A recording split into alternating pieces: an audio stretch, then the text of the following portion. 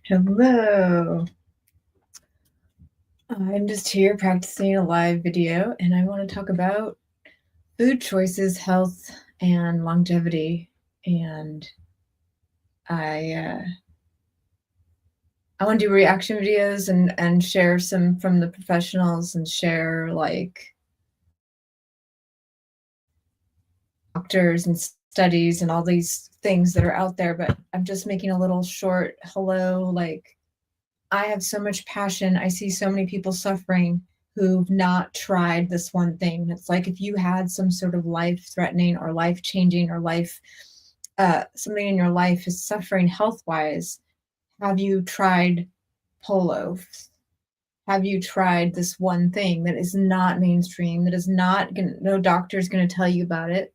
The doctors are screaming about it online, but the chance of you having a doctor in an office that's going to suggest this way of looking at lifestyle and food.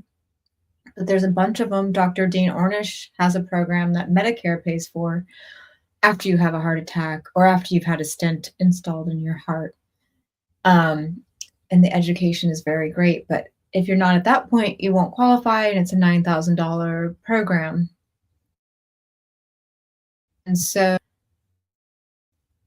how to study it on YouTube. It's all over the place, and you'll watch one video on health that I agree with, that makes sense, that supports with all these studies, and then then it'll autoplay the next one that is probably paid for by an industry that is supporting profits over people and keeping the food out there that keeps the profits going at the cost of the people. So now I want to talk about how this works. When you're young, like, yeah, you can probably eat all day long just candy and you're going to survive. So what happens when you get older? And so let's not look at what the optimal eating is for 25-year-olds. Let's like think about 50 and up. What do, and then 70 and up. If you've made it to 70 and you don't have a disease, then eat whatever you want, do whatever you want. If you feel good, don't let the why you watch. Do we need to watch this? But if you don't feel good and you have something going on, low energy or whatever it is, menopause trouble, or heart disease or diabetes or signs of dementia, I hear people talk about it and I can't say, hey, have you tried this? Because first, maybe someday, but right now I don't know how to do that without being received with pushback. Like, food is a religion. How dare you? How dare you? How dare you? How dare you say I have this problem if you tried this? And so I want to present this as, here's an option you probably haven't gotten. Here's an option you probably haven't heard about. Here's something that maybe would be worth trying, even if it's just for 12 days.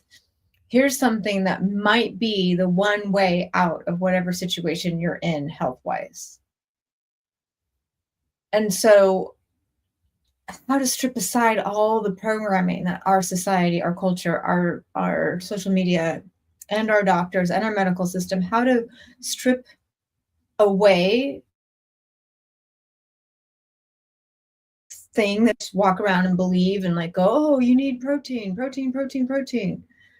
All of this like actual insanity that keeps the minds of people from trying something that might save their lives or might enhance your life. And it's just simple eating plants without a lot of added oils.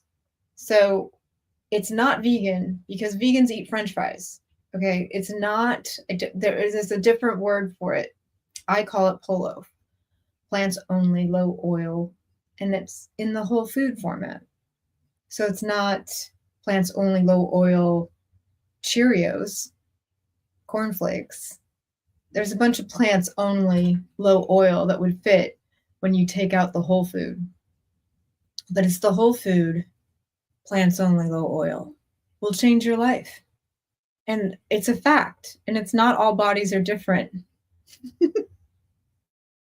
It's all bodies are different. And this is a human diet, a diet for humans. The human form of a diet that will help all human bodies. And so this is just, I'm going to burst if I don't say this stuff out loud. And if I say it out loud to the individuals I meet here and there that are, I mean, at least half of the people I meet have some sort of pain or some sort of issue, are suffering, and think that if they just stay on the keto, or if they just keep intermittent fasting, or if they just keep away from carbs, that their whole life's going to get better. The opposite. It's the opposite.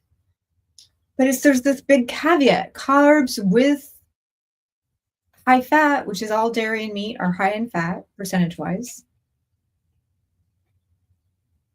And for some reason, non-fat, there's some technical reason why non-fat milks are also really bad for your health. If you're trying to reverse something, if you're healthy and you think milk's good for you, I'm not going to argue. If you're healthy, great. If you're 25 and you're like, all I eat is bacon and meat and heavy cream and butter, and you feel good, well, good. Now, can you tell me how you feel at 55 on that diet? So it's tricky. So if you're going to dabble in both and like go, oh, I'm afraid of carbs and sugar's the devil and all this stuff, and then you stay on this higher fat, which the only way to do low carb, low sugar is actually, if you look at it, the macros are higher fat. Then you mix in a cookie, you mix in the sugar. It's the worst thing you can do. Mixing them is the worst thing. So if you're young and you're strong and you have the best heart in the world and you're not afraid of heart disease at all, and you want to do the keto high fat diet where you have no carbs and no sugar, you might feel great. And I don't know if that's for your lifetime or short time, but when you mix in a regular cookie, you're not going to, it's, and the same with promoting is if you eat and you stay low fat and stay high, healthy, whole carbs, whole foods, starches like rice and potatoes and beans and lentils and salads and every vegetable you've ever heard of, and every single thing the amount of variety in food you can eat on this is beyond any of these other options that they promote, the keto and the paleo and all the stuff.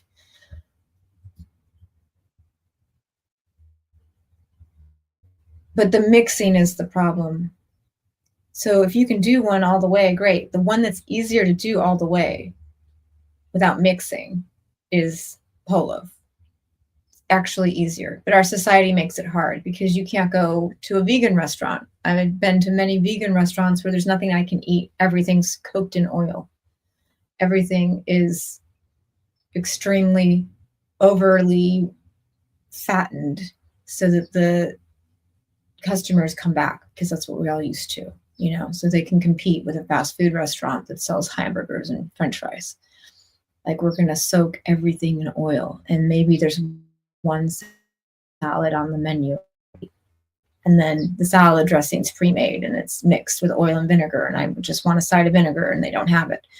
So the world makes it harder, but it is so easy to stay on it compared to staying on the high fat keto and carrying around like bacon and meat and all these things. So I'm just trying to speak it out loud. This isn't a fully formed thing yet. It's going to come out differently later, and just getting started. But if I don't speak it, I lose my, I have to, because I'm going to start yelling at strangers about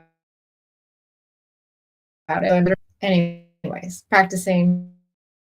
Thank you. Bye.